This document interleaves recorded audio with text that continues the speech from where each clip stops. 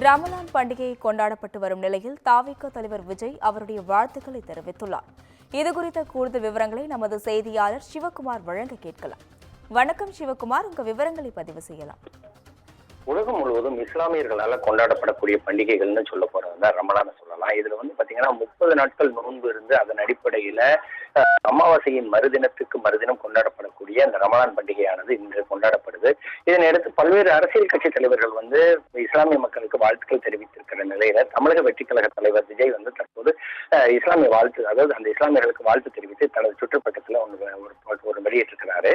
அதுல என்ன சொல்லியிருக்கிறாருன்னா, நோன்பிருந்து உறவுகளுடன் நட்பு நெஞ்சங்களுடனும் அன்பை பரிமாறி ஈகை திருநாளாம் ரமலான் திருநாளை கொண்டாடும் உலகெங்கும் வாழும் இஸ்லாமிய உறவுகள் அனைவருக்கும் எனது உளமார்ந்த நல்வாழ்த்துக்களை தெரிவித்ததோடு இல்லாம இந்நாளில் அனைவரிடமும் அன்பு, அமைதி, சகோதரத்துவம், நல்லிணக்கம் ஆகியவை வளர்ப்படியாக வாழ வாழ்த்தி மகிழ்கிறேன் அப்படின்னு சொல்லி அவரோட ட்விட்டர் பக்கத்துல தற்போது வெளியிட்டிருக்கிறாரு.